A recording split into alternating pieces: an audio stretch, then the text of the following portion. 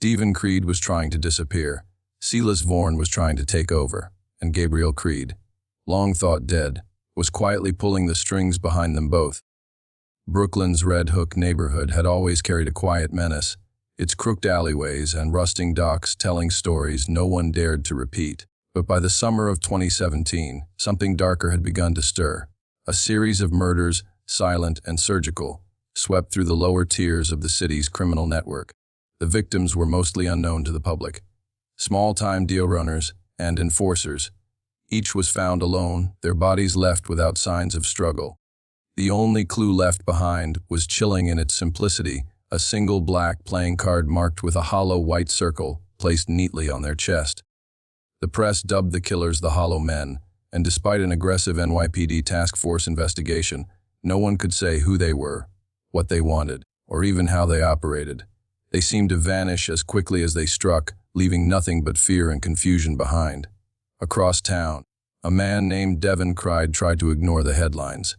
He kept his head low, clocked in every night at a cargo facility near the waterfront, and walked home under flickering street lamps with his hands in his pockets. Devon had been out of prison for 7 months, trying hard to stay out of trouble. In his early 30s, he still carried the lean muscle of someone who'd survived on instinct. His eyes were quiet, careful, constantly scanning for threats most people couldn't see. Devon had once been part of the Miller Street mob, a violent but low-profile crew that disintegrated after a failed warehouse heist left 2 dead and 4 locked away, including him. Now, all he wanted was peace. But peace was hard to find in Red Hook. People he used to know were disappearing. One of them was Marcus Wills, a former associate from the Miller Street days who now ran numbers out of a laundromat near Flatbush. When Devon tried to visit him one afternoon, the shop was boarded up, the windows smashed, and a red spray, painted circle marked the back wall. A chill ran through Devon's spine. He hadn't seen the symbol before, but something about it felt like a message. Devon didn't go to the police. He never had and never would. Instead, he visited Samra, a bartender who owed him a favor from years back. She ran a quiet place near the edge of the river. The kind of bar where you could drink in silence and listen more than you talked. Samira told him what she'd hearding the Hollow Men weren't just random killers. They were taking out the old guard, piece by piece, street by street. And Marcus Wills had been talking too much before he vanished. Something about a list, a map, and a name no one dared say out loud. Devon couldn't sleep that night. His past, buried deep and packed with guilt, was clawing its way back. He tried to convince himself he wasn't next, that the Hollow Men were after someone else. But when he came home from his shift at dawn, there was a card waiting for him, left under his door, flat against the tile. A black card, a hollow white circle in the middle. Devon stared at it, heart racing. He didn't know who had been in his apartment or when, but they'd been there. Watching, that moment was the end of normal. By sundown, he had packed a bag, emptied his bank account, and tossed his phone into the East River. But something told him running wouldn't help. These people, whoever they were, didn't just kill. They study, they tracked, they planned. Devon didn't know what they wanted from him, but he did know one thing: the only way to survive was to dig. Go back to the roots, back to the crumbling foundations of the Miller Street mob, back to the names he had tried to forget. Because somewhere in those forgotten files, buried under years of blood and betrayal, was the reason he was being hunted. And until he found it, Devon Creed was a walking target. In the uptown shadows of Manhattan, a name began to re-emerge that hadn't been whispered in years: the Ash Kings. To most, they were a myth, a story passed between aging gangsters and rookie cops. But to those who had seen their work up close, they were far from fiction. The Ash Kings had once ruled the streets with a quiet authority, moving through identity theft rings and illegal tech trading with a kind of corporate efficiency. Then, without warning, they disappeared. No arrests, no bodies, no trace. Some thought they'd retired. Others believed they were killed off by rivals. But the truth was far more dangerous. They had simply gone underground, waiting for the right time to return. Now, they were back. The first sign came quietly: a string of cyber heists targeting high-end data centers across Queens and Midtown. Millions of dollars in crypto vanished overnight. Surveillance systems were disabled without a trace. Not even the feds could figure out how it was done. But what caught everyone's attention wasn't the theft, it was the symbol left behind. At each scene, a burnt matchstick stood upright on a pile of ash. That was the calling card, the same as it had been 15 years ago. Behind the return of the Ash Kings was a man named Silas Vorn. Charismatic but ice-cold, Silas had once been a decorated intelligence officer.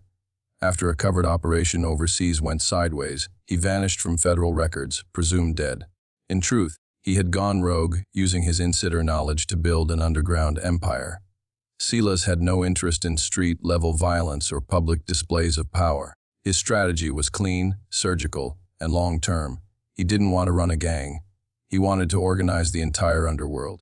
Silas began eliminating competition one piece at a time. Smaller gangs that refused to align with him were wiped out. Those who agreed were absorbed into his growing network, their leaders demoted, their systems taken over. He operated like a virus, infecting from within. And within weeks, the Ash Kings had influence in places even the NYP couldn't see. Amid this quiet war, Devon Creed found himself caught in a web he didn't understand. Ever since the Hollow Men left that card under his door, he had moved from safe house to safe house, trying to connect the dots.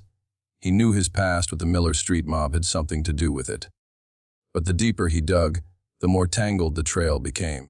It was during this search that he crossed paths with Lucian Knox, a former FBI profiler who had fallen off the radar years ago. Knox had worked on covert gang operations before going rogue after a botched case involving government black projects. He had since become an urban myth, an obsessive recluse who tracked city crimes too complex for official agencies to touch. Devon didn't trust him, but he needed information. And Knox had plenty. Knox had been following the Ash Kings for months. He explained that Silas Vorn wasn't just another gang leader. He was tied to a now-defunct government experiment known as Project Verge, a cyber ops unit created to anticipate and neutralize domestic threats through deep surveillance and psychological profiling. The unit had been shut down after internal leaks exposed human rights violations, but Knox believed Silas had repurposed the technology for his own use. With it, he could track not just enemies, but potential allies, and Devon's name somehow had appeared in that database. Devon was stunned. He had spent years trying to disappear, to bury the things he'd done and seen. But now he was being dragged back in, not as a criminal, but as a variable in a war that had started long before he even knew it existed. What made it worse was what Knox revealed next: the Hollow Men. The ghost-like killers eliminating loose ends across the boroughs were also linked to Project Verge. They were a fail-safe, a shadow faction designed to maintain control over rogue assets. And now, for reasons no one understood, they were active again. Devon didn't know who to fear more. Silas Vorn, with his growing control over New York's criminal infrastructure, or Ezra Quinn, the alleged leader of the Hollow Men, whose name Knox had only spoken once and never again. Lines were being drawn across the city, but this wasn't a gang war in the traditional sense. This was something else. Deeper, older, built on betrayal and silence. And as much as Devon wanted out, he was now a piece on the board. A piece that someone powerful wasn't willing to leave and play. Within a single week, New York's criminal underworld was shaken to its core.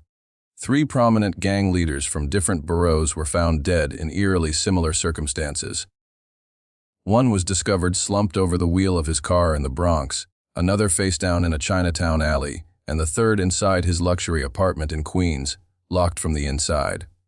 There were no signs of struggle, no witnesses, no evidence. In each case, the only thing left behind was the same haunting symbol, a black playing card with a hollow white circle. The message was clear. Someone was cleaning house. Rumors surged through the city like wildfire.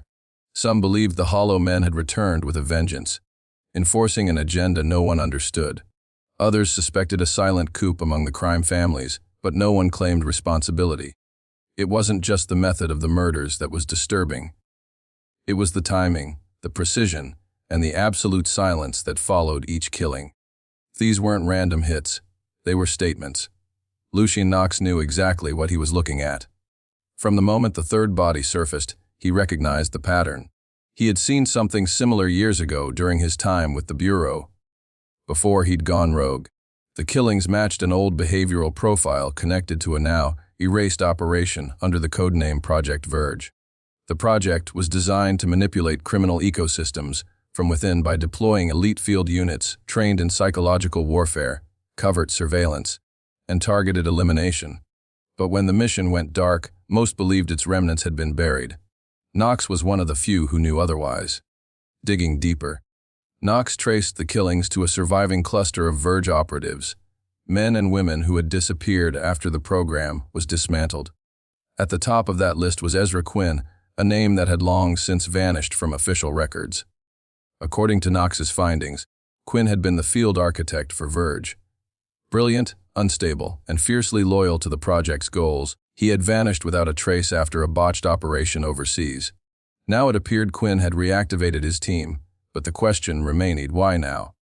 Devon Creed, meanwhile, was beginning to connect his own dots. After days of hiding and listening to Knox's theories, he uncovered an old Miller Street mob safehouse on the Lower East Side that hadn't been touched in years. Inside, he found a dusty lockbox containing names, maps, and coded entries, evidence of past deals and shipments, many of which were connected to unknown buyers. One recurring contact stood out, a shell company called AstraCore Solutions. A deeper search through Knox's files revealed the company had been a front used by Project Verge during its active years. It was now registered under a different name, but its new owner was none other than Silas Vorn. The pieces were falling into place. The Ash Kings, once thought to be just another gang, were operating under a carefully built infrastructure laid decades earlier. Silas Vorn hadn't just stumbled into power. He had been planning this for years, using old intelligence channels and government tools to slowly take over the criminal ecosystem. And now, with Project Verge seemingly back in motion under Ezra Quinn, a hidden war was underway between former allies turned rivals. Knox believed that the Hollow Men and the Ash Kings were heading for a collision. Silas wanted complete control over the city, but Quinn, operating from the shadows, appeared to have a different goal. He wasn't interested in power or wealth. He was erasing something. Erasing people, files, entire histories, anyone and anything connected to Verge's buried past, and that included Devon Creed. For the first time, Devon realized he wasn't just being hunted because of old gang affiliations. He was tied to something much deeper, something systemic, something designed. Whether by accident or by design, his name had ended up in a file that Ezra Quinn wanted erased. And now, as more bodies dropped and chaos spread beneath the surface of the city, Devon had only two options: run again and hope to disappear for good, or go straight into the heart of the storm and uncover the truth. But truth, as Knox reminded him, rarely came without a price, and in New York, that price was often paid in blood. Devon Creed had spent most of his adult life trying to outrun the ghosts of his past, but now, for the first time, he was ready to turn around and face them. The Hollow Men were no longer just a distant threat. They had left their mark on his doorstep. The Ash Kings weren't just rising, they were thriving. And somewhere in the shadows of it all stood Ezra Quinn, a man whose name came with silence and fear. Devon needed answers, and Lucien Knox was the only person who could help him get them. Together, they traced old government files, followed encrypted message chains, and dug through black market tech logs. What they found was worse than either expected. Project Verge hadn't been just a surveillance program. It had been a control mechanism. The government had experimented with creating a balance within the criminal world by intentionally placing operatives into gangs, cartels, and syndicates. The aim was to regulate crime from within, like introducing a controlled burn to prevent a wildfire. But the program grew beyond control, and when secrets started leaking, they buried it. Or so they thought. Ezra Quinn had never stopped.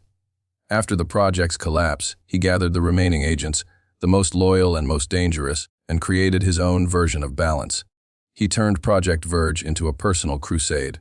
The Hollow Men were his enforcers, silent, precise, and obedient. But they didn't follow money or power.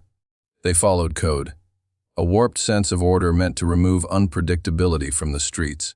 Any gang or criminal who operated without Quinn's approval became a target.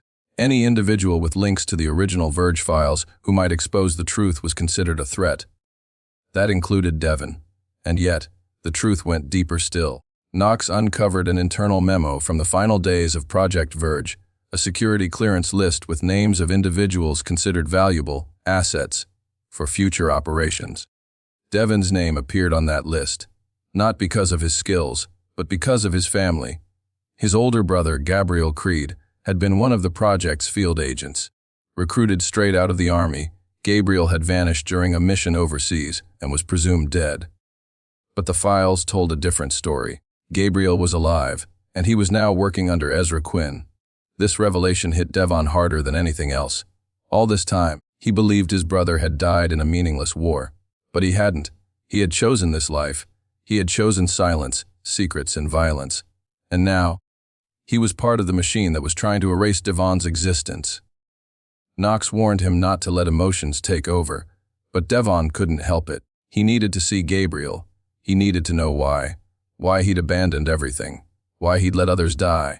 Why he was helping Ezra purge the very streets they once tried to escape. Following a trail of encrypted communications between the Ash Kings and an anonymous account known only as Ash 14, Knox and Devon found a location, an abandoned power plant near the edge of Staten Island.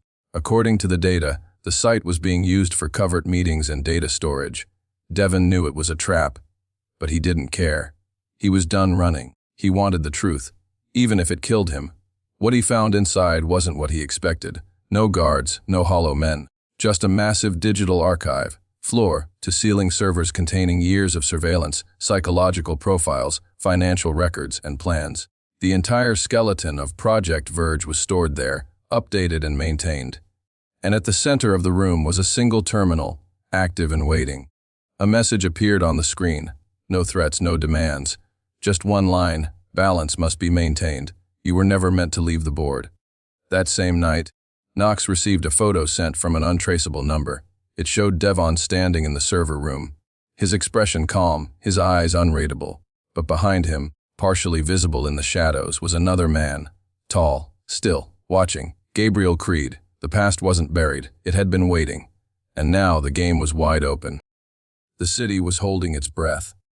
Tensions in the criminal underworld had reached a boiling point, and for those paying close attention, it was clear something devastating was about to happen. The Ash Kings were no longer content with influence. They were preparing to make a move that would cripple the city's infrastructure. According to Knox's sources, they planned to plunge New York into chaos by targeting its electrical grid and communications systems in a single coordinated blackout. In the confusion, Silas Vorn intended to eliminate his enemies, wipe digital records, and seize full control of the city's underground economy. The final piece of the plan was set to unfold on the Williamsburg Bridge, a location chosen for both symbolism and strategy. It connected the worlds of old and new, and in Silas's mind, destroying it would serve as a declaration. He had the manpower, the weapons, and the timing. But what he didn't account for was Devon Creed.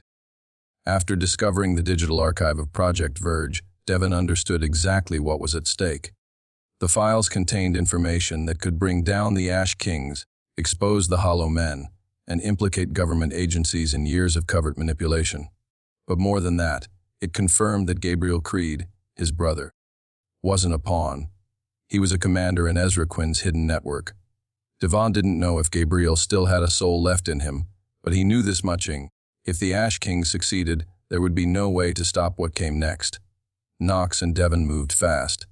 They leaked portions of the Verge data to a trusted journalist, someone Knox had once protected during a federal investigation. The files would be published at midnight, unless the servers were destroyed. That gave them just hours to stop Silas and keep the truth alive. As night fell, the bridge became a fortress. Armed members of the Ash Kings were positioned at key points, while Silas monitored everything from a reinforced truck parked beneath the main arch. But he wasn't alone. In the shadows, the Hollow Men had arrived, uninvited and unannounced. Ezra Quinn had sent them not to help, but to watch, and if necessary, to erase. Devon moved through the chaos like a ghost. He wore no armor, carried no weapons. Just a drive containing the last backup of the Verge archive. His only protection was Knox, who created a diversion by triggering an early power surge that disrupted the Ash King's communication. In the confusion, Devon reached the command truck and came face to face with Silas Vorn. There were no words exchanged. Silas saw the drive, understood what it meant, and reached for his weapon. But before he could act, a single shot rang out from the dark. Silas fell backward, a bullet through his eye. And behind him, stepping into the light, was Gabriel. Devon froze. He hadn't expected to see him here, not like this. Gabriel looked older, harder, a man who had walked too far down a road with no return. For a brief moment, the brothers stood in silence. Devon held up the drive, as if to say this ends now. Gabriel didn't respond. Instead, he turned and walked away into the smoke. The bridge erupted moments later. Whether it was sabotage, an accident, or a last-ditch order from the Ash Kings, no one could say. Fire engulfed the eastern span as explosions tore through the structure. Devon and Knox barely escaped, but the drive was intact. The files went public the next morning. The aftermath was immediate and far-reaching. Arrests swept through the NYPD, federal agencies, and private firms. The Ash Kings were dismantled. The Hollow Men vanished once again, their mission complete or perhaps just paused. Devon disappeared shortly after, his location unknown, his name now buried under layers of new identities. But the city remembered. A year later, a low-level arms dealer was found dead in Brooklyn. No blood, no evidence. Just a single playing card left on his desk. Black with a hollow red circle. Some said it was a message. Others said it was a warning. But those who truly understood knew the truth: the game never ends.